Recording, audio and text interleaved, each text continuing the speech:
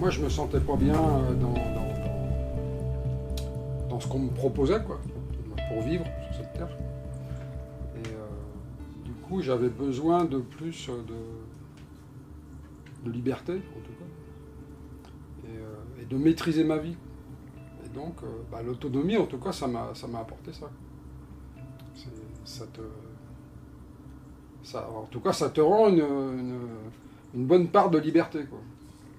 De ta souveraineté, on va dire.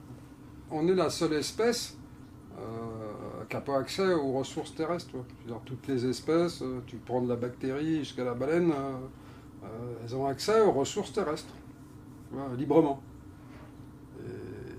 Et nous, on doit gagner notre vie. Déjà, la vie, ça se gagne pas, la vie, elle est là, quoi. Et donc, pour moi, déjà, c'est un truc que je comprends pas. Sur Terre, il y a 2,5 hectares par habitant, 25 000 m², donc c'est énorme. Donc de terre où on peut habiter, hein. Il n'y a pas de lac, il n'y a pas de désert, il n'y a pas tout ça, c'est des terres où tu peux habiter. Et par exemple, on se retrouve à vivre dans des clapiers de 30 m². Donc il y a quelque chose qui ne va pas. Pourquoi on n'a pas accès aux ressources alors qu'on est une espèce de la Terre? Donc, et moi, tu vois, tout ça, je l'ai analysé très tôt et je ne comprends pas, quoi. Pourquoi on a toutes ces ressources et pourquoi on doit, on naît sans rien. Donc comme on naît sans un bout de terre, on naît sans aucune ressource. Et donc la seule chose qu'on nous propose, c'est de devoir travailler pour acheter des ressources, pour se loger, pour se nourrir. Donc il y a quelque chose qui ne va pas. Alors que même, ne serait-ce que si on avait que 2000 m² par habitant de la Terre à notre naissance, tu vois, ça devrait être ça le minimum, je veux dire, par rapport aux 25 000, tu vois, même si on n'avait que 10%, il en reste encore pour la nature, pour l'écologie, puis pour le faire marcher le système, quoi. Donc, c'est une utopie, ça. Oui, oui, c'est une utopie, mais tu prends par exemple parce que donc ça vient aussi du concept de propriété privée lucrative. Tu prends par exemple tous les peuples primitifs, ils n'ont pas de concept de propriété. Ils sont sur des terres libres, comme les Indiens d'Amérique, tous les peuples un peu primitifs. Donc ils n'ont pas ce truc-là, ils ont accès à leurs ressources. Ils n'ont pas besoin de gagner leur vie, quoi. Les ressources, partout, il y a toutes les ressources, en tout cas les ressources fondamentales pour vivre sur cette terre, elles sont là, quoi. Le problème dans le système, dans lequel on est, déjà comme il faut acheter la terre, donc déjà, ça veut dire que tu dois déjà commencer par travailler pour, et puis... donc les 2000 mètres, puis la terre, elle est très chère, donc donc les 2000, tu es obligé de les acheter. Si tu veux y mettre un habitat, il faut qu'en plus il soit constructible, toi, alors que le même terrain qui n'est pas estampillé constructible, il vaut 100 fois moins cher. Donc toi, on est dans des choses complètement absurdes, en fait. Ouais. Tu peux pas faire vraiment ce que tu veux sur ton terrain. Donc, mais tout ça pour dire qu'avec 2000, tu peux avoir ta ressource en bois pour construire ta maison, ta ressource en bois pour te chauffer après derrière. Voilà, si tu isoles bien ta maison, tu as besoin de très très peu de... Qu'est-ce que vous avez mis en place ici comme concept justement pour déjà, nous, on a fait une maison avec les nouvelles normes, donc, mais de toute façon, moi, c'est mon métier à la base, les économies d'énergie, donc j'aurais fait ici, mais s'il n'y avait pas eu les normes, j'aurais fait une maison super isolée, bioclimatique, voilà, donc en fait, on va dire que la maison, par exemple, elle est chauffée à 50% par le soleil, quoi, l'hiver.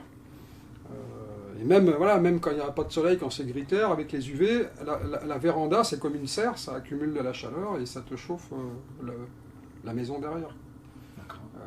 Après, d'avoir un très bon isolant, ça te maintient cette chaleur, et après, tu as besoin de très peu de systèmes de chauffage derrière pour chauffer, quoi. Par exemple, je prends toujours beaucoup cet exemple-là, la ouate de cellulose, c'est à base de papier journal recyclé, donc c'est du bois à la base. Et donc, par exemple, dans la maison, on a mis 2 tonnes de ouate de cellulose, et donc on a mis l'équivalent de 3 stères de bois. Donc on les a mis une fois pour toutes, et ça nous évite d'en ramener 10 tous les ans pour se chauffer, tout. Donc toi, c'est extrêmement écologique de bien isoler sa maison. Parce que ça veut dire que tu vas arrêter de couper des arbres. Aujourd'hui, les arbres, c'est ce dont on a le plus besoin par rapport au réchauffement climatique. C'est-à-dire que plus on coupe des arbres, plus le soleil il arrive au sol, plus on dessèche le sol, plus on réchauffe le sol, plus à la surface du globe, ça devient infernal. je veux dire, toutes les zones qui sont bitumées, bétonnées, et puis en plus, voilà, en général, comme on a grandi des villes, on commence par couper les arbres, la nature, donc, et on fait du béton. Donc on fait des capteurs d'énergie solaire, avec le bitume et le béton. Et donc ça accumule dans la journée le soleil, et le soir, tu vas être 5 à 10 degrés de plus. Donc, et on le voit encore plus avec les canicules, ça devient l'enfer en fait, les villes. Quoi. Et plus on fera ça, plus ça envenime le phénomène. Quoi. Parce que quand ils nous parlent des 2 degrés, voilà. Donc ça c'est la moyenne sur le globe. Mais sauf qu'avec nos façons de vivre, en habitant dans des mégapoles, donc on a des énormes capteurs de chaleur. Et du coup, c'est de pire en pire. Et on augmente, en fait. Alors, c'est à un seul endroit, oui. Donc, c'est pour ça, quand ils parlent des 2 degrés, c'est sur le globe. Donc, ça ne veut pas dire grand-chose, 2 degrés. 2 degrés, c'est pas très grave. Mais sauf qu'il y a des endroits où ça augmente de 10 degrés. Et en plus, par exemple, la canicule, c'est quand on a très peu de différence entre le jour et la nuit. C'est ça le problème de la canicule. Et pour le corps, c'est très sollicitant, quoi. Et du coup, dans les villes, les villes créent ça, en fait. Elles créent une canicule artificielle, parce qu'elles emmagasinent de la chaleur. Et donc, du coup, pour en revenir aux arbres, il faut absolument replanter des arbres en masse pour combattre ce phénomène. Déjà, nous, les arbres, c'était surtout une prairie, puis il y avait juste des petits arbres qui commençaient. Donc, déjà, on a laissé tous les arbres qui sont sortis naturellement, on les a laissés pousser. Parce que ça, par exemple, c'est très souvent, les gens, ils arrivent, ils sont aussi contents, ils ont un terrain, ils commencent, qu'est-ce qu'ils font? Ils fauchent, ils débroussaillent. En fait, quand tu débroussailles, tu vas pas voir qu'il y a un petit arbre qui vient de sortir de cette année, quoi, toi. Il faut pas et que lui, en plus, lui, il est rustique, lui, il va faire sa racine pivot, il va aller très profond, lui, il va pousser sans que tu l'arroses, toi. Et bien souvent, voilà, quand on arrive sur un nouveau terrain, on a envie de défricher, toi. C'est dans nos habitudes de tout faire tout propre, toi. On est dans ce monde-là depuis... depuis une cinquantaine d'années, depuis que les gens sont allés vers les villes, et donc ils veulent ils veulent tout aseptiser parce qu'ils sont habitués à ça, en fait, à quelque chose de maîtrise. Faut pas que ça soit fouillis, il faut que tout soit carré, il faut que tout soit uniforme, donc on est dans ce truc-là, alors que la nature, c'est un fouillis organisé, mais c'est un fouillis, quoi. Revenons un instant à la maison, donc tout ossature bois non traité, bardage bois non traité. Ouais. Il n'y a que les poutres. Il n'y a que les poutres, mais c'est parce qu'on n'en a pas trouvé en non traité et en standard à des tarifs. Tout en autoconstruction. Tout en autoconstruction, donc on a acheté à deux, ouais. Donc on a acheté les poutres, les poteaux, le bardage, voilà, en matériaux de base, standard, avec des dimensions standards. Quoi. C'est pas un kit. C'est pas un kit, ouais. Donc on a fait notre plan, quoi. Le plan de la maison, et là on a dimensionné tout le bois, puis on l'a commandé. Quoi. Confortable, écologique, économique. Ouais, voilà, c'est après, donc là c'est du bois, comment dire, qui vient d'une scierie, voilà, française, avec du bois des forêts environnantes, donc voilà, on va dire c'est du local, c'est pas de l'hyper local, mais c'est du local. Enfin, ça vient de la même région. Quoi. Et comment vous vous chauffez? On se chauffe, on a un petit poêle à bois, c'est un peu des poêles comme pour les yourts, c'est un petit poêle rond, là, turbo on appelle ça. Donc comme la maison est en bois, la sensation est meilleure? Ah oui, après on a le fait d'avoir du bois en finition intérieure, donc on bénéficie de l'effet de paroi chaude. En fait, plus un matériau est isolant en finition, plus le rayonnement que vous recevez de ce matériau, il est agréable pour vous. C'est qu'en fait, c'est une chose dont on ne parle jamais, c'est l'effet de paroi froide. Quand vous habitez dans une maison qui est en pierre, la pierre, elle vous rayonne du froid, parce que c'est un matériau dense, et qu'elle, il lui faut des jours et des jours de chauffage pour qu'elle se réchauffe, et encore, s'il n'y a pas d'isolant derrière, en fait, la nuit, elle va se refroidir. Donc en fait, elle va être, par exemple, elle va être à 15 degrés, elle va te rayonner du 15 degrés. Alors, on ne le voit pas, c'est pour ça que c'est difficile à faire comprendre, mais en général, moi, j'explique ça, c'est que quand vous êtes, par exemple, vous êtes torse nu, vous êtes au soleil, voilà, enfin, vous sortez dehors, il y a un nuage, le soleil arrive, vous le sentez sur votre peau, tu le sens, le rayonnement chaud. Mais le rayonnement froid, lui, il est vicieux, donc on le sent pas. Tu vois. On le sent pas. C'est pas flagrant, on va dire. Tu vois, tu sens pas une différence des températures. Mais ça n'empêche qu'il est là et qu'il existe, et que c'est une sensation d'inconfort. Et donc, entre une maison qui est bien isolée avec une paroi chaude et une maison en pierre qui n'est pas isolée, la maison en pierre, il va falloir chauffer 4 ou 5 degrés au-dessus. Par exemple, pour se sentir bien dans une maison en pierre, il va falloir que tu chauffes à 25. Et dans une maison en bois, tu vas chauffer par exemple à 18. Tu es déjà super bien, quoi. Donc, c'est hyper écologique parce que tu vas consommer déjà beaucoup moins et en plus, tu vas te retrouver en confort. Est-ce que vous êtes relié au réseau électrique? Non, on n'est pas relié. On n'était pas forcément parti pour le faire parce que on peut aussi, je veux dire, avant tout, c'est l'économie d'énergie qui compte. C'est ce que tu vas consommer. Donc, c'est surtout ça l'histoire de la pollution. Donc, ce qui est super important, c'est avant tout de réduire sa consommation. Nous, ce qui se passait, c'est qu'on a fait une maison neuve et que donc il n'y avait pas de raccordement au réseau. Et en fait, quand on s'est renseigné sur les tarifs du raccordement, entre le raccordement provisoire et le définitif, on en avait pour 1 800 €. D'accord ? Sauf que quand on a regardé combien ça coûtait le système photovoltaïque, ça nous coûtait 4 000. Donc ça veut dire qu'en gros, pour 2 200 €, on avait un système à nous. Donc on était propriétaire. Donc du coup, on s'est dit, là, ça vaut le coup, ça. Du coup, voilà, on a installé notre système, et puis voilà, on a testé derrière, et on trouve que c'est hyper confortable, voilà, donc du coup, voilà, ça y est, on est autonome. On a commencé cette année le potager, et du coup, on a commencé aussi à mettre en place un peu de légumes perpétuels. Donc moi, en tout cas, ce que je voudrais, c'est des légumes perpétuels, cultiver aussi des plantes sauvages comestibles. Parce qu'en fait, si tu les fais en potager, elles vont être plus grosses, plus intéressantes quoi, pour le niveau culinaire. Et puis voilà, après quelques légumes, et puis après, voilà, des glucides, les pommes de terre, c'est ce qu'il y a de plus simple, Damien en parle, voilà, au niveau. En tout cas, c'est ce qu'il y a de plus rentable, quoi. Entre le travail que tu vas fournir pour les avoir et les calories que tu récupères au bout. La pomme de terre, c'est super intéressant. Et du maïs. On a eu du maïs aussi, le maïs. Pas subi de sécheresse ici. Si, avec la canicule, si, on a eu. Voilà. Là, cette année, on a été obligé d'arroser, c'est clair. Mais bon, après, c'est maintenant, quand tu fais du potager, il n'y a pas de secret. Les plantes potagères, elles demandent de l'eau. Donc, en tout cas, elles demandent à ce qu'il y ait de l'humidité dans le sol. Donc, on ne peut pas cultiver sans eau, ça n'existe pas. Les plantes, elles ont besoin d'eau. Et notamment les plantes potagères, c'est des plantes qui ont été sélectionnées pour faire des gros fruits. Par exemple, pour faire une courgette, si tu as une courgette comme ça veut dire qu'il a peut-être fallu 1 litre d'eau rien que pour faire la courgette. Donc, tu ne pourras pas faire des courges, par exemple, sans eau. C'est impossible. Donc, les plantes potagères, ça demande de l'eau. Ça en demande plus ou moins. Ça dépend de ton sol, ça dépend de plein de choses. Nous, comme on a très peu de sol, en fait... la capacité du sol, elle part très vite en fait en évapotranspiration de la plante. Donc derrière, il faut arroser.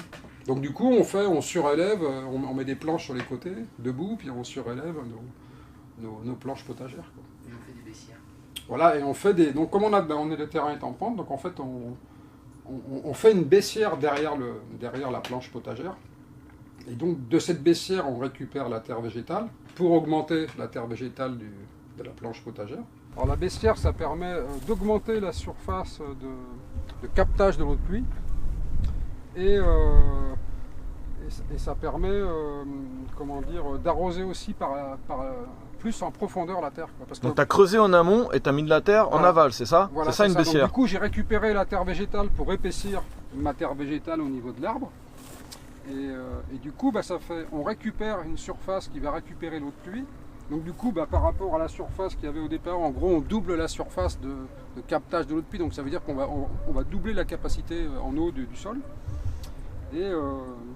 Et en plus, le fait que qu'on a creusé derrière, quand l'eau de pluie elle va couler, elle va tout de suite rentrer en profondeur. Alors que le problème, si tu veux, c'est que, par exemple, s'il pleut que 5 mm, en fait, ça va mouiller le paillage. et ça va partir en évaporation. Et ta terre, elle va être toujours sèche. Alors que là, ça permet tout de suite de rentrer en profondeur, quoi. Et quand j'arrose mes arbres, quand il fait vraiment super chaud, je les arrose par derrière. Parce qu'en fait, j'avais remarqué ça, s'il y a très peu d'eau, en fait, tu mouilles le paillage et ton arbre, il continue à sécher, quoi. L'eau qui va venir dans le sol, elle s'infiltre doucement, elle part en profondeur, et ça marche super bien. Et en plus, tu refroidis pas ton sol. Quand tu arroses ta planche potagère par le dessus, tu vas souvent, si c'est de l'eau du réseau, tu vas refroidir en fait ta terre. Et sauf que toutes les plantes potagères, surtout en été, les tomates, c'est comme ça, c'est les plantes des pays tropicaux, donc il leur faut des températures, vraiment agréables pour que les racines elles poussent bien, quoi. Et donc si tu refroidis ton sol, tu vas freiner la croissance, quoi. Et donc là c'est plutôt une irrigation un peu comme ils faisaient avant, dans le temps, ils faisaient des rigoles souvent autour des zones, quoi. Puis ils se raccordaient à des cours d'eau, des choses comme ça. Mais là c'est un peu le même principe et ça marche super bien, quoi. Ça c'est un eucalyptus, tu sais, le rond, la feuille ronde du globulus. Ouais, donc toi, malgré la canicule, on a réussi. Là, on a une rangée d'arbres qu'on a plantés cette année, et ça va. Ils ont survécu. Et donc ça, c'est une planche potagère qu'on a fait au printemps, là. Et tu vois, donc même principe, on a creusé sur cette largeur là, pour récupérer la terre végétale. Donc qu'on a mis dans la planche. Après j'avais mis des tontes un peu de gazon. Et du coup, au lieu d'arroser la planche, j'arrosais par derrière. En fait là ça a été fait, si tu veux, en suivant une courbe de niveau. Donc en fait si je mets de l'eau là, elle va aller jusqu'au bout, quoi. C'est de niveau, c'est un système comme les swells, en fait, les swells ou les baissières. Et du coup tu vois là le maïs, il est beau. Il a super bien poussé, il y a vraiment, regarde, celui-là, il y a des épis,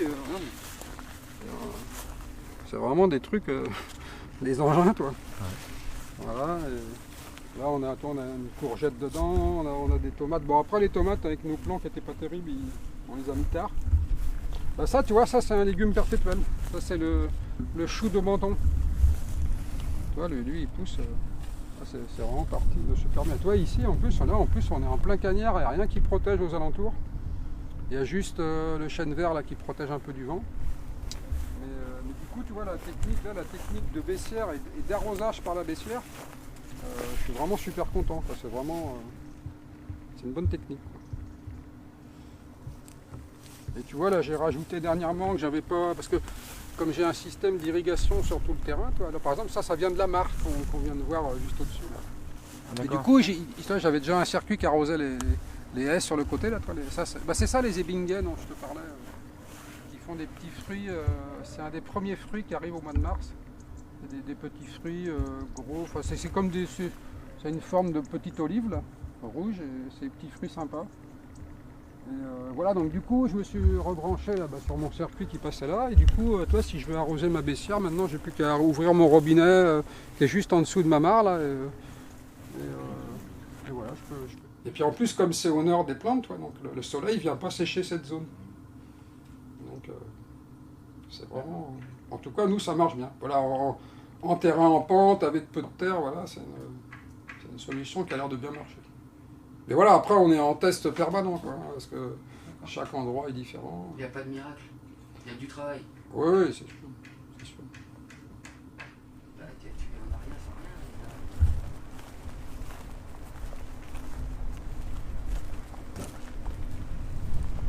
C'est une baignoire, ça. Tu fais une baignoire en plein milieu de ton jardin. C'est la piscine low cost. La piscine que j'ai pris cet été pour voilà, quand il y a eu la canicule, là, il faisait vraiment super chaud. Donc tu t'es mis là, je me suis dit, il faut que je trouve un truc pour me rafraîchir. Et du coup, comme il faisait chaud, donc il y avait besoin d'arroser le potager. Du coup, je me suis dit, est-ce que je pourrais pas utiliser l'eau avant pour me rafraîchir, et après la vider dans la mare, qui après avec la mare, j'irrigue les potagers. Et du coup, voilà, donc du coup j'ai fait un truc permacole, c'est que je peux me rafraîchir, me baigner, donc même le plaisir de se baigner, donc et puis après c'est du confort, parce que voilà, rien que tu as vu déjà, T'es en pleine ouais, nature. Et l'eau, elle est recyclée 3 fois, quoi. Voilà, et donc l'eau est échauffée au tuyau d'arrosage en ouvrant doucement. Ouais, il suffit d'ouvrir, tu as un robinet au bout de ton tuyau d'arrosage, tu l'ouvres tout doucement, toi tu fais un filet d'eau, et comme le tuyau il est par terre au soleil, en fait l'eau elle rentre, elle est déjà chaude, tu vas pouvoir te baigner, elle va être à 26-27, et du coup sans consommer d'énergie, tu as de l'eau comme dans une piscine. Alors tu choisis la couleur de tes tuyaux du coup quand tu les achètes, qu'ils soient le plus foncé possible. C'est des verts. Ah oui, c'est peut-être mieux des verts que des jaunes, il y a beaucoup des jaunes maintenant. Ouais, plus ils vont être foncés, plus ça va chauffer. Il faut chercher sa solution. Et après, pour en revenir à l'eau, quand tu fais de la culture maraîchère et que tu mets pas de produits phytosanitaires, d'arroser, c'est pas polluer. C'est pour ça qu'on a tendance à tout mélanger aujourd'hui. On a tendance à faire croire aux gens que de consommer de l'eau, c'est la polluer. Mais non, si tu es dans un système où tu ne mets pas de produits chimiques, si tu consommes de l'eau, ça veut dire qu'elle repart à la terre. Et qu'est-ce qui est le meilleur filtre pour l'eau? C'est la terre. La terre, c'est le meilleur filtre au monde. Ça va rejoindre la nappe phréatique ou les cours d'eau en traversant des mètres et des mètres de terre. Donc ça va être hyper filtré, c'est la filtration la meilleure. Et puis autrement, ce qui part en évaporation, voilà, c'est de l'eau pure, qui va se recondenser sur les reliefs et revenir à toi. Donc il faut pas opposer le besoin en eau. En tout cas, il faut pas le relier à une pollution ou à un truc d'écologique. On a besoin d'eau. Tout le système Terre, il marche avec de l'eau. Donc s'il faut de l'eau pour faire pousser, il faut pas hésiter. La micro-pépinière. Micro-pépinière. Il reste plus grand chose, mais il reste quelques arbres. Là, il y a des abricotiers. Ça, c'est un efflier du Japon. Il y en a un autre là. Mais je m'en suis pas trop occupé. C'est quoi? Tu jettes les noyaux ici, c'est ça? Ouais, on les plante, donc ça, c'est un mélange de sable et de terreau, donc on fait un trou comme ça, On fait des trous tous les 5-6 cm, puis on plante des noyaux. Donc voilà, il y a des pommiers, il y a un peu de tout, il reste quelques arbres à transplanter. Mais maintenant, on va les planter en place pour bénéficier de la racine pivot de l'arbre. Parce qu'en fait, quand on les déplante, on casse la racine pivot et c'est pas. Même s'ils sont partis à partir de pépins ou de noyaux et que c'est rustique. T'en as des arbres qui sont partis à partir de pépins, tu peux nous montrer? Ah ouais, là on en a un beau spécimen. Parce qu'il y en a qui disent que ça pousse pas, que ça fonctionne pas. On est accroché dans les ronces. Alors ça c'est le pêcher, il y a les ronces qui commencent à... T'as mis le noyau en terre quand? Celui-là il a 1 an et demi. 1 an et demi? Ouais, c'est-à-dire qu'il est sorti au printemps, il est sorti de terre au printemps l'année dernière. Et donc voilà, donc il a déjà fait même 4-5 branches là. Et je pense que l'année prochaine on devrait avoir les premières fleurs et les premiers fruits. Donc ça... Planter des noyaux. Voilà. Combien elle a coûté cette maison là? Cette maison, elle a coûté à peu près 300 € le mètre carré. Voilà, aujourd'hui le neuf c'est entre... Combien de mètres carrés? 120 mètres carrés, plus un garage, plus de 25, entre 25 et 30. Mais aujourd'hui, le neuf, c'est au minimum du minimum, ça doit être dans les 1000. Et encore, bien souvent, c'est à finir, tu as des choses à finir. Et autrement, tu approches plus des 2000. Tout en étant plus respectueux pour l'homme et la nature. Ouais, voilà. Bon, après, voilà, avec les nouvelles normes, plus ça va, plus on essaie d'être écolo. Mais bon, il reste encore des matériaux qui ne le sont pas, c'est sûr. C'est sûr, on est plus sur des normes d'isolation. Voilà. La RT 2012, c'est plus moins consommer. Donc c'est pas forcément utiliser des matériaux écologiques. Après tout ça, moi je trouve que c'est une très bonne chose. Il y en a qui vont trouver ça très contraignant. Moi c'est mon métier, j'ai appris ça il y a 30 ans. Donc j'étais dans les économies d'énergie à l'époque, c'était vraiment nouveau. Et moi j'ai appris tout ça, tout ce dont on veut parler aujourd'hui, comme les puits canadiens, les maisons super isolées, les VMC double flux. Voilà, moi j'ai appris ça il y a 30 ans. Donc moi je suis super content que ça arrive. Bon, sauf que ça a mis 30 ans à venir. Comme les pompes à chaleur. Les pompes à chaleur, ça existait, mais il y a 40 ans que ça existe. Et ça commence à se vendre depuis une dizaine d'années, tu vois. Donc c'est un peu dommage parce que, par exemple, si on prend les pompes à chaleur, une pompe à chaleur, c'est un coefficient de 4 minimum. Alors ça veut dire quoi? Ça veut dire que si ta pompe à chaleur elle consomme 1000 watts, elle va te restituer 4000 watts de chaleur. Donc ça veut dire qu'elle est 4 fois plus économique qu'une chaudière à gaz ou un truc comme ça. Toi. Donc ça, c'est pas encore exploité à fond, quoi. Alors que ça devrait être, toi, c'est-à-dire qu'on aurait dû interdire toutes les chaudières, les machins comme ça, toi, avec des énergies qui coûtent super cher et qui polluent. Et ça consomme beaucoup moins, quoi. Et avec. Alors toi, après, il y a les puits canadiens, ça commence à se faire de plus en plus. Normalement, ils vont rentrer ça dans les normes obligatoires, toi. Donc, parce que dans une maison, il faut savoir qu'il y a une obligation de ventilation. Donc c'est fait avec des ventilateurs. Et donc avant, les systèmes qu'on avait, on extrayait l'air de la maison, donc l'air vicié, on dit l'air qui est pollué, et ça rentrait par les portes et fenêtres, quoi. Donc on rentrait directement de l'air extérieur, quoi. Donc, parce que c'est complètement délirant, alors que tu essayes de chauffer ta maison et tu rentres de l'air froid, quoi. Donc, alors maintenant il y a le double flux, c'est-à-dire que tu extrais de l'air et on insuffle de l'air extérieur, mais on échange, si tu veux, il y a des échanges à travers de plaques, toi, qui séparent l'air, mais qui échangent des calories. Donc on récupère, on va dire, une moitié, quoi. Et après, il y a le système du puits canadien ou puits provençal. En fait, c'est un tuyau qui est enterré à peu près à 2 mètres de profondeur. Voilà, on enterre, je sais pas, du genre 25-30 mètres de tuyau. En fait, l'air neuf extérieur va passer par là. Donc du coup, l'hiver, il se réchauffe, là, parce que la Terre est toujours à peu près dans les 13, donc l'air neuf se réchauffe, ce qui fait qu'il va rentrer, au lieu de rentrer dans la maison, par exemple s'il fait -5, au lieu de rentrer à -5, il va rentrer il va se réchauffer, il va rentrer peut-être à 10 degrés, tu vois. Et après, en plus, comme tu as l'échangeur d'AVMC double flux, il y aura très peu de différence en fait entre l'air que tu extrais au niveau température et l'air qui rentre. Vous en avez fait un puits canadien? Nous, on n'en a pas fait ici. Non, parce que nous, on a un autre système, on va avoir un autre système, c'est qu'on va... l'air va être puisé dans les serres, parce qu'on a une serre à l'est et une serre à l'ouest. Donc ce sont des serres de production pour mettre des plantes exotiques, quoi. Et donc ça va nous permettre de chauffer la maison et de réchauffer l'air de ventilation.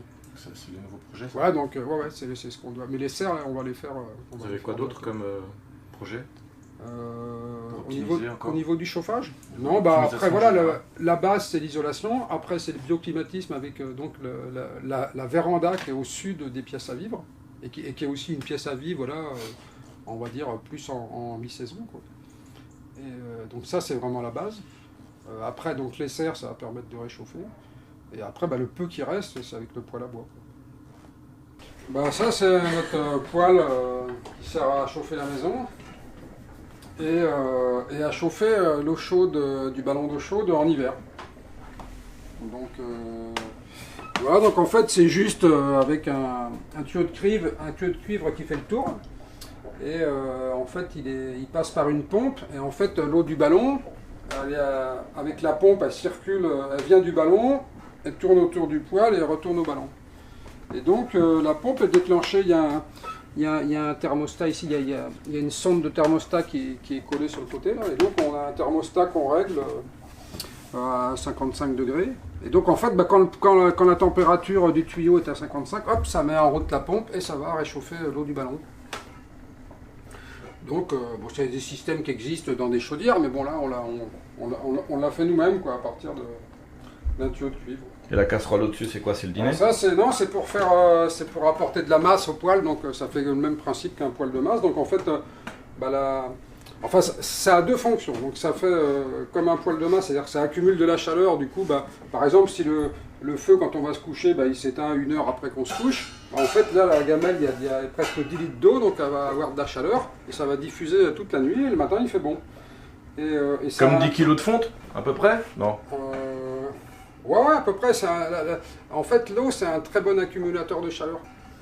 Parce que ça va l'accumuler assez rapidement, et ça va la restituer doucement, en fait. Et autrement, ça sert aussi à réguler la surchauffe. Parce que c'est toujours le problème quand on chauffe avec un poêle à bois. En fait, il n'y a pas vraiment de régulation comme par exemple sur un gaz où tu peux mettre au minute. Il faut que ça chauffe pour que la combustion ait un rendement, il faut un minimum, quoi.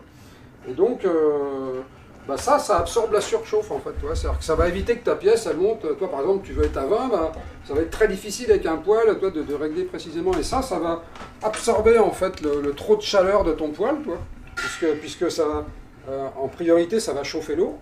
Et du coup, ça te permet, nous, quand on chauffe, par exemple, on va chauffer, ça va être bien à 22, mais ça va restituer après toute la nuit, quoi. Donc c'est aussi un régulateur de température. Donc ça permet un confort. Voilà, donc ça c'est un petit poêle. Et donc, voilà, on voit la taille du poêle, c'est vraiment un tout petit poêle pour chauffer 120 mètres carrés, quoi. Et ça, c'est grâce à... Poêle à 100 balles, quoi.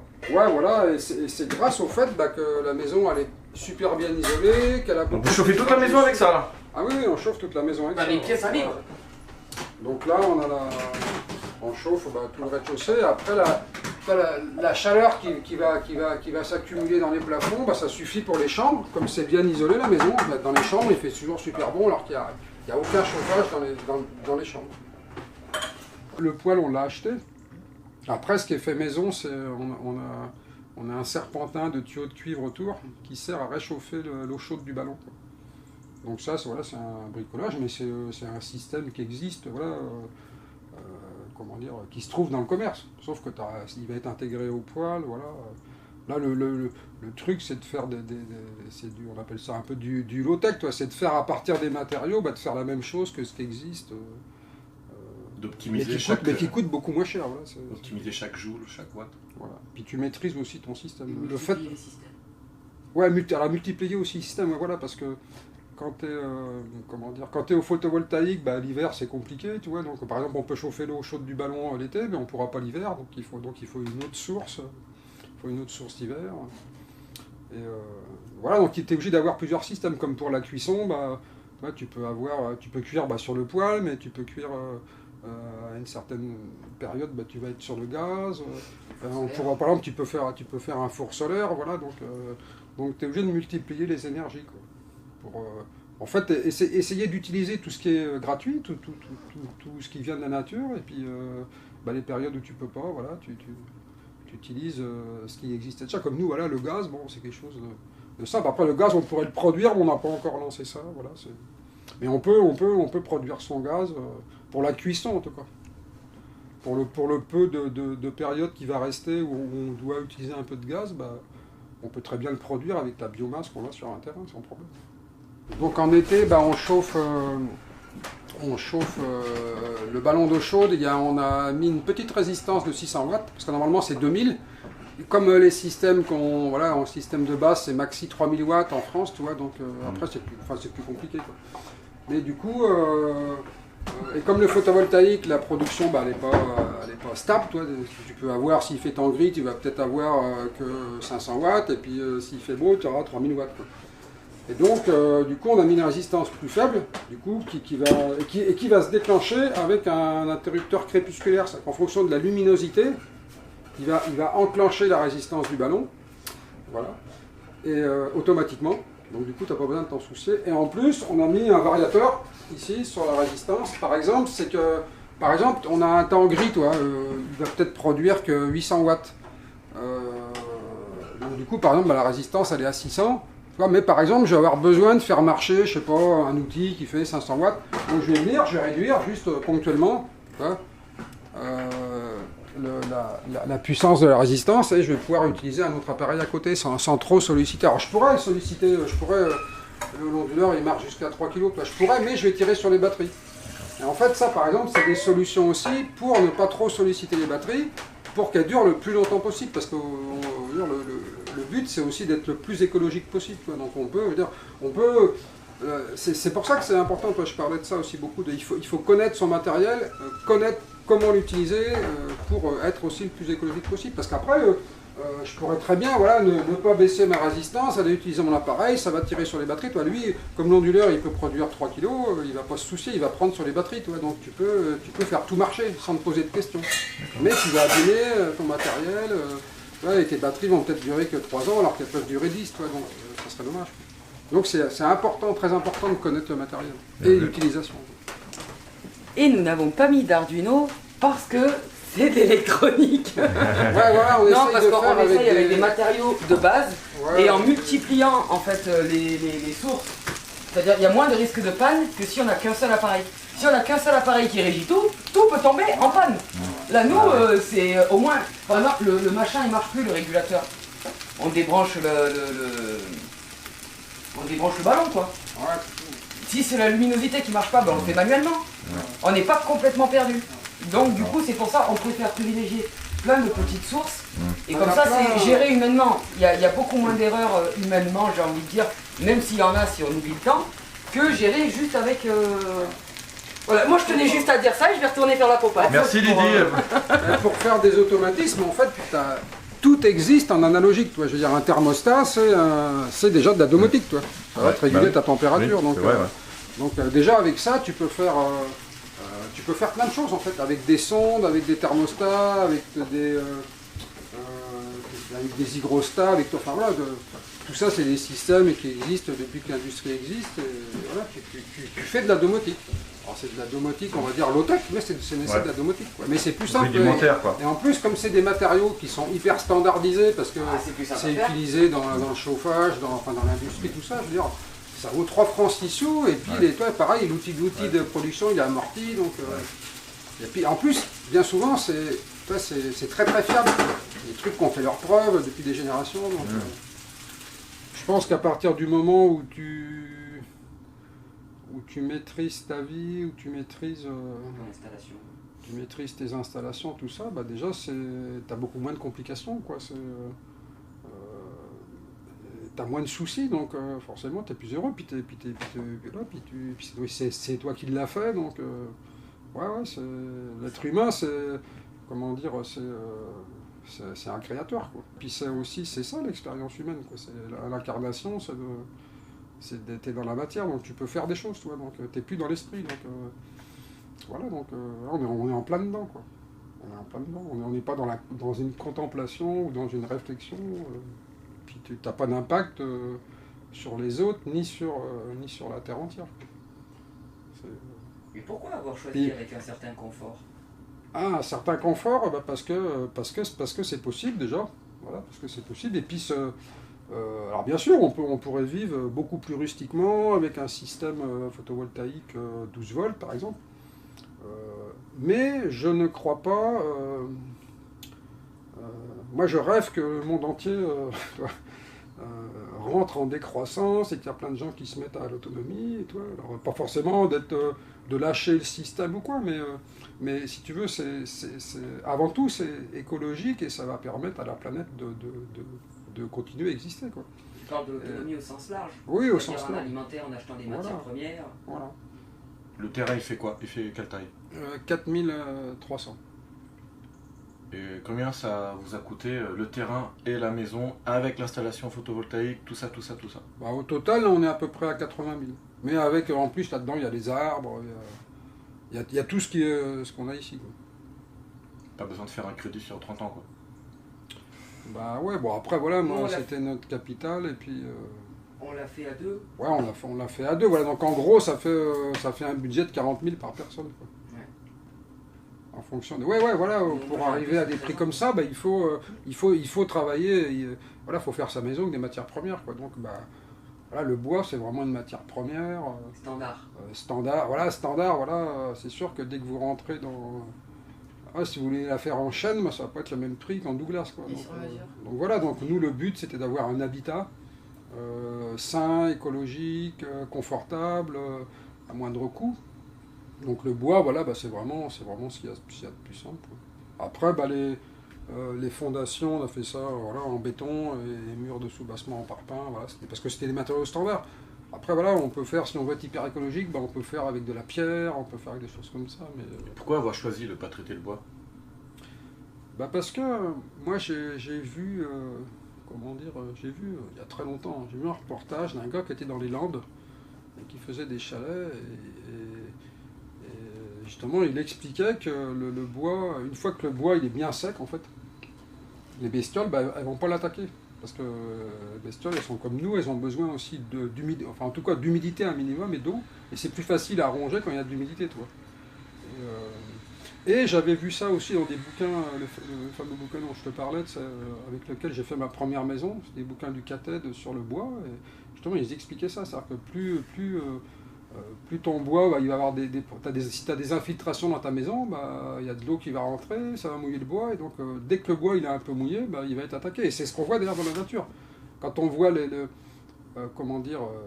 une branche morte dans un arbre, elle va être 10 fois moins attaquée que la branche qui est tombée au sol.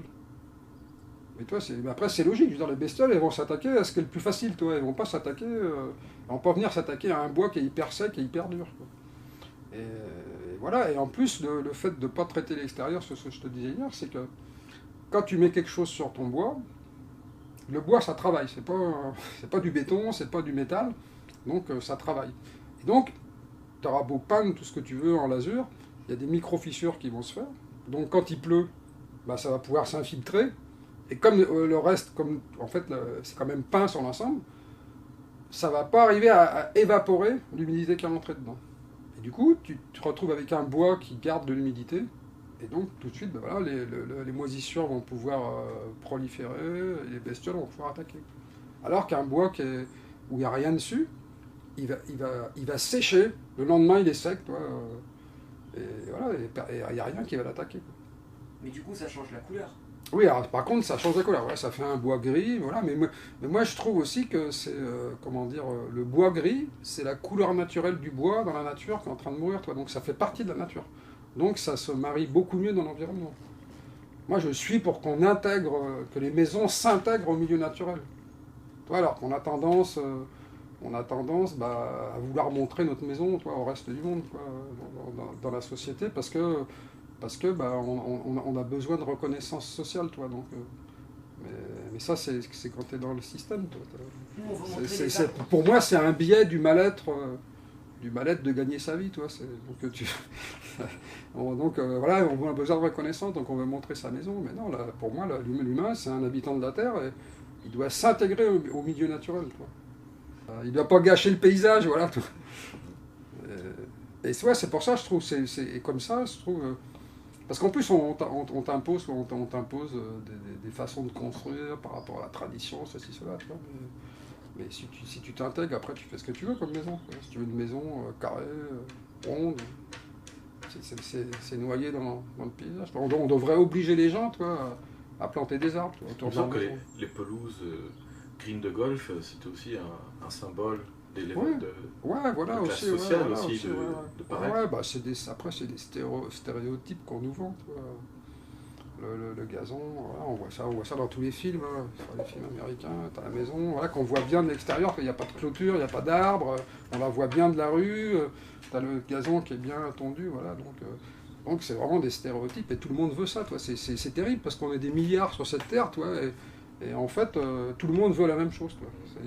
Donc ça tue aussi la créativité, toi. Toi, par exemple, tu prends la maison du facteur Cheval, bah, toi, on va dire que c'est génial. Mais c'est juste que lui, il a juste exprimé ce qu'il voulait, quoi.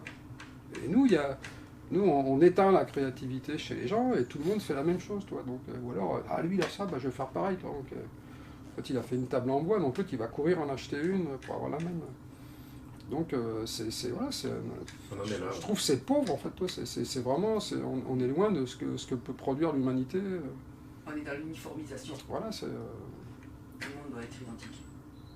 Et donc, du coup, tu reconnais plus personne, plus rien, quoi. C'est triste, quoi. C'est triste, quoi. Je veux dire, on pourrait, mais ça pourrait être, mais toi, on devrait laisser libre cours à l'imagination et à la création, et notamment dans le terme de l'habitat, je veux dire, parce que ça veut dire qu'on pourrait avoir des maisons partout différentes avec ce que les gens ont voulu faire, toi. Et non, on voit que des maisons pareilles, toi. Le style, toi. Alors ça, c'est le mauvais côté de la tradition, toi.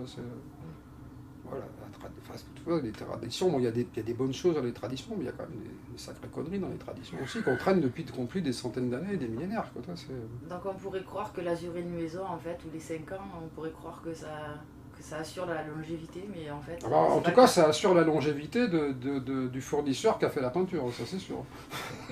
Ouais, mais du coup non, en fait. Non, ça te donne du boulot, puis voilà, c'est...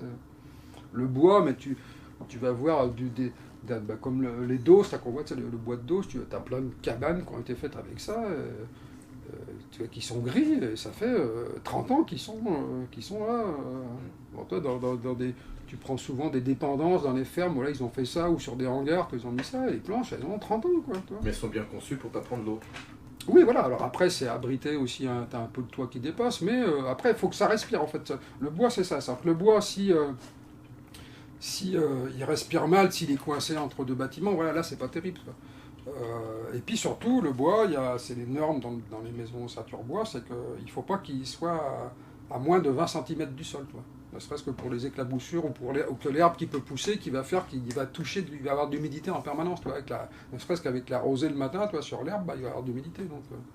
Donc le bois, tant qu'il respire et qu'il peut sécher, il n'y a pas de souci. Tant qu'on reste dans des matériaux standards, nous par exemple, les planchers, c'est du pin. Voilà, donc c'est une ressource en plus qu'on a sur notre territoire. Les landes, voilà, ça fournit. Et en plus, ils sont de plus en plus larges parce que comme la forêt est de plus en plus vieille, donc ça veut dire que les troncs sont de plus en plus gros. Et donc aujourd'hui, on est rendu à du parquet en 20 cm de large, quoi, alors que si on remonte 15 ans en arrière, on était en 10 cm. Donc voilà, donc c'est plutôt sympa, ça va très vite à monter. On est dans du matériau massif, donc voilà, qui tient des années et des années. Je suis sûr qu'il y a des parquets à Versailles, c'est du pain, quoi. Donc ça dure des années et des années. Alors qu'on fabrique, à côté de ça, on va fabriquer ce qu'on appelle maintenant, on appelle ça du parquet d'ailleurs, c'est les fameux trucs qu'on emboîte. Non, c'est pas du parquet, c'est une espèce de truc fabriqué avec des colles et du bois, enfin broyé, enfin c'est. Voilà, puis avec du stratifié dessus, donc du pétrole. Voilà, donc aujourd'hui on a des ressources avec des. Voilà, et ça c'est fabriqué depuis qu'on s'est coupé le bois. Donc ça veut dire que les usines sont amorties. Voilà, le parquet c'est un truc, je sais pas, ça a 200 ans, le parquet standard qu'on fait, quoi. C'est ancré, alors que ça voilà, va donc de du l'air, coup, hein. voilà, il n'y a pas non plus d'investissement à faire dans les outils de production, tout est déjà là, voilà, et puis c'est des matériaux nobles, voilà, et donc ça coûte pas cher, c'est vraiment du massif, c'est costaud, voilà, bon alors, c'est sûr, après voilà, on peut aussi les teinter, voilà, si on veut se différencier. Donc on peut dire que c'est à la portée de tous.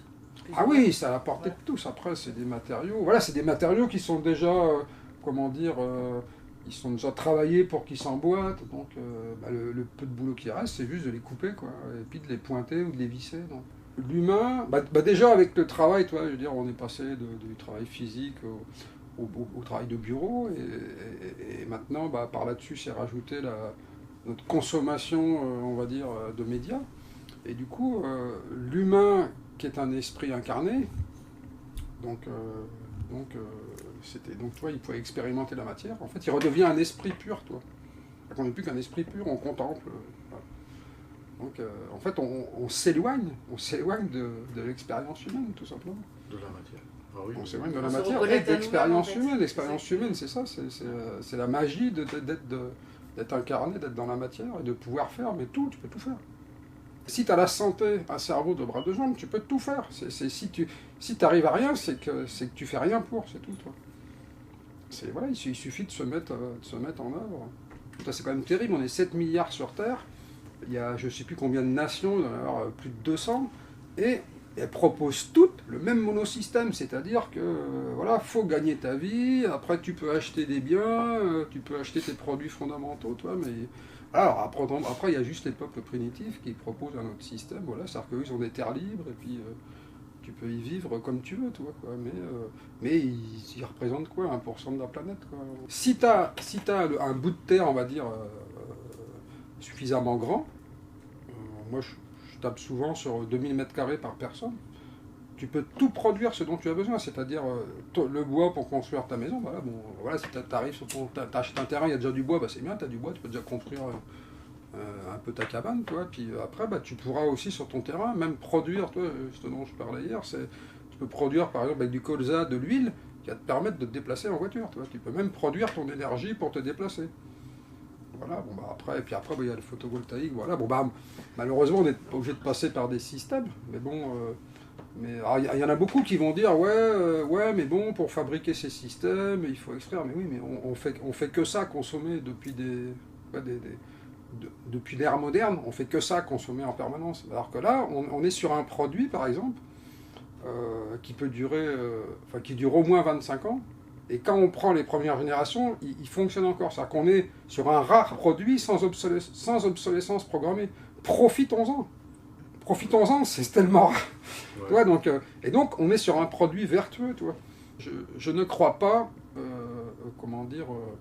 que de proposer quelque chose d'hyper rustique, par exemple un système 12 volts où tu peux juste avoir d'éclairage, je ne crois pas qu'on va attirer beaucoup de monde vers ce genre de vie.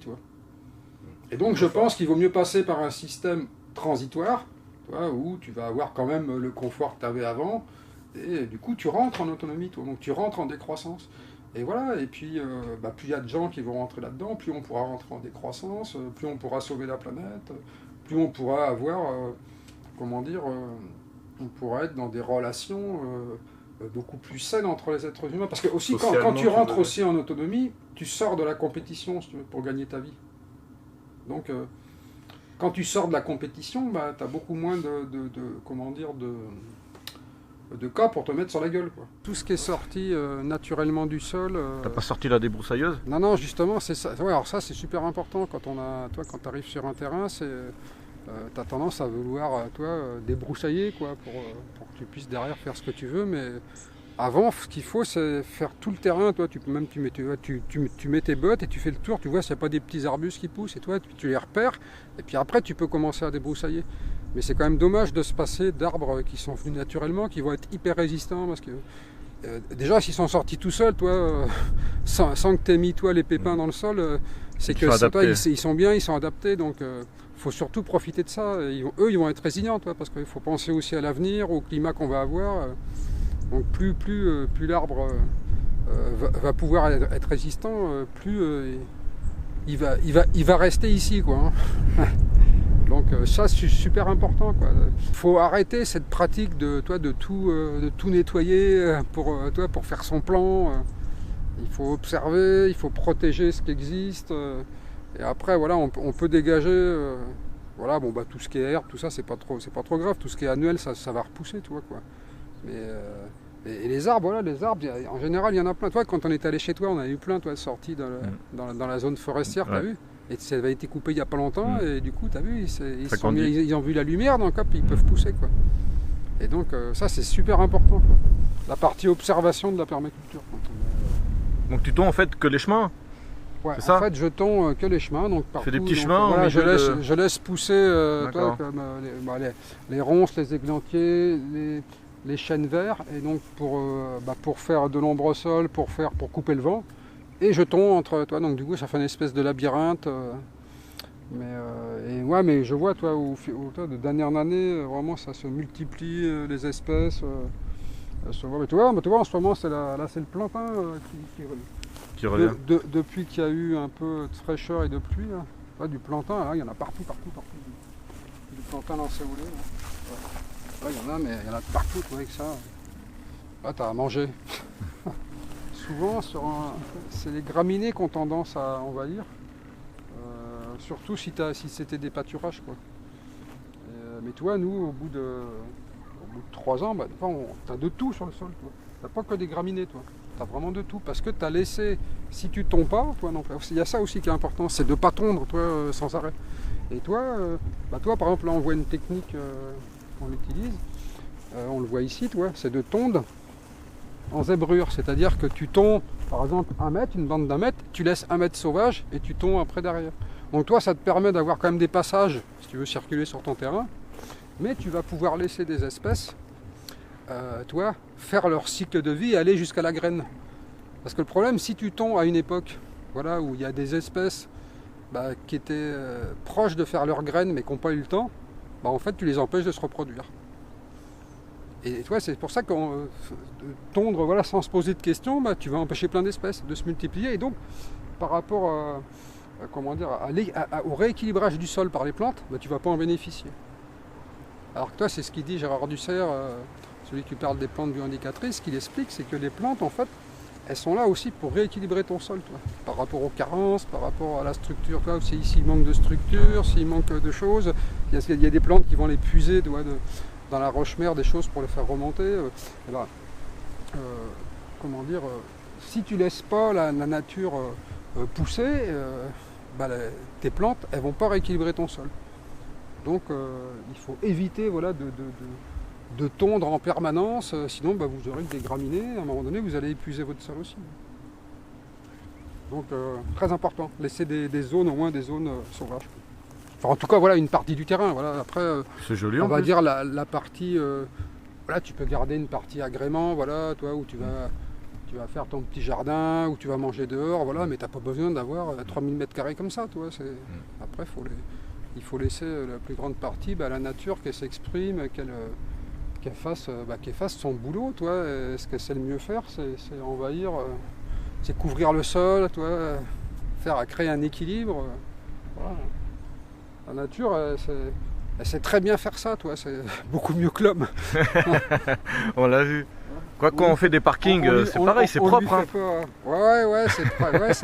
Ouais, c'est propre, mais bon, qu'est-ce que ça veut dire propre, toi? Toi, on a toujours tendance à... Toi, tu vas rentrer un peu de terre chez toi, on va te dire c'est dégueulasse, mais non, la terre, c'est tous les êtres vivants, ils vivent sur la terre, toi. Donc si c'était ça, on serait tous morts. Hein. Mais on s'est ancré ça dans la tête au fil des ans, toi. C'est le tout, on veut tout aseptiser, toi. Mais tout ce qu'on mange, c'est-à-dire ça vient de la terre, toi. Voilà, ça fait part. Tu vois, là-bas, par exemple, c'est la pourpier qui recommence, là, tu vois. Ça, c'est du pourpier. Ça, c'est super bon. On va en prendre, il y en a là-bas. Le plus gros pour faire de la salade. Là, le pourpier, là, ça pousse, là. Tu vois, nous, il vient en fin d'été, tu vois, quand il y a les premières pluies, toi, de fin d'été, tu vois. Comme c'est une plante qui est un peu grasse, elle a besoin quand même d'un peu d'eau pour démarrer. Et après, tu vois, elle peut démarrer, même s'il n'y a pas beaucoup d'eau, quoi. Et ça, c'est super bon. Ça. Et je voulais essayer, j'en ai vu qui faisaient en lacto-fermenté. Tiens, regarde. Alors ça, on en a beaucoup sur le terrain. La menthe religieuse. On en a plein. Regarde. Ah, je l'avais pas vu, elle était bien camouflée avec sa couleur. Regarde. J'ai failli lui marcher dessus, tu vois. On en a plein. Bah ouais, c'est vraiment... eux, ils utilisent de camouflage à bloc, quoi. Ah oui, il y en a plein partout.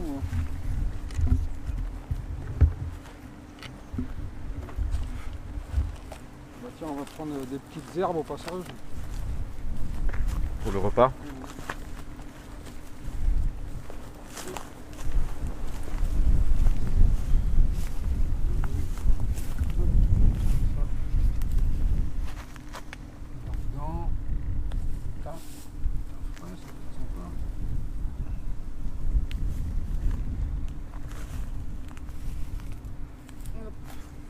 Tu fais quoi là? T'arraches les mauvaises herbes? Non, là j'ai pris de l'origan frais et du thym frais. C'est pour le repas? Ouais. Là, c'est perdu. Ouais. Frais, c'est l'abondance, la nature, en fait. Bah ouais, t'as vu rien de ça. C'est des trucs qu'on avait achetés, c'est des petits pots comme ça, tu vois. Une fois que c'est parti, t'en as partout, tu vois. Et t'as du frais, toi. Elle est généreuse, la nature, finalement. Ouais, non, mais voilà, toi, t'as pas besoin de grand chose pour avoir des plantes aromatiques. Toi, ici, t'as du thym citronné, de l'origan, du génépi, du thym classique, du romarin, de la sauge, voilà, dans 2 m², toi. Et après, tout le monde va acheter ça en sec, en bocal, toi. Et même, tu vois, tu peux même faire ça sur ton balcon, dans une jardinière. Voilà, et ça n'a rien à voir. Quand c'est frais, ça n'a rien à voir, quoi. Au niveau du goût. Ça, je vais en prendre un peu. C'est pour les tisanes. Le thym citronné, c'est super bon, ça. Hop. Hop.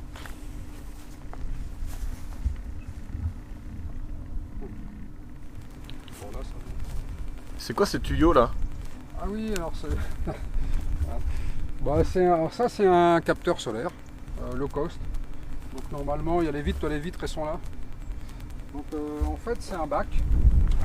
Donc c'est un bac, voilà, c'était une récupération de bâche du toit qu'on avait en surplus. Donc il y a un isolant sous la bâche. Donc, et donc ça c'est un tuyau d'alimentation en eau de la maison.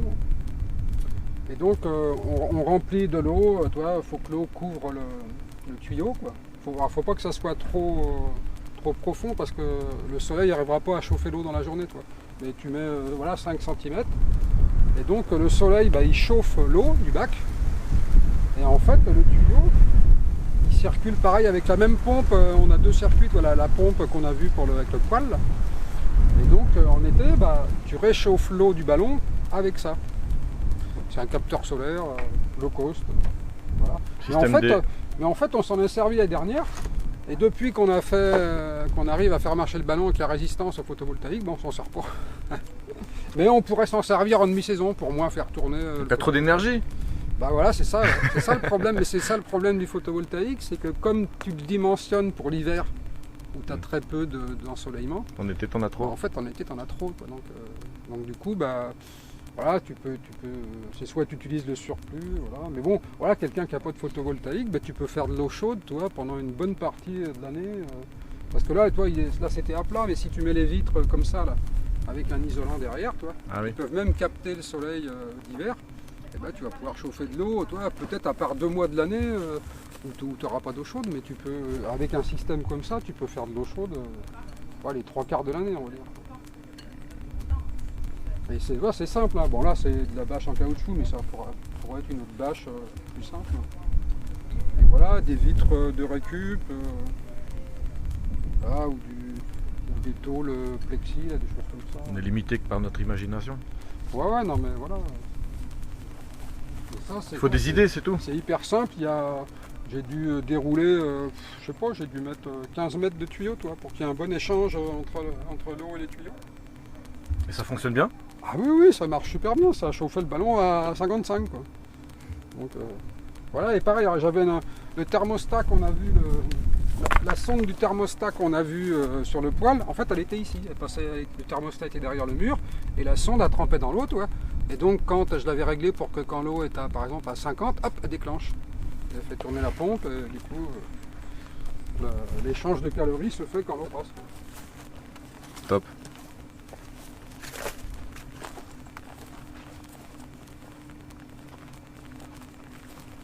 Ouais, alors là je vais te parler d'une technique à mon avis qui a développé, notamment quand on récupère ces graines.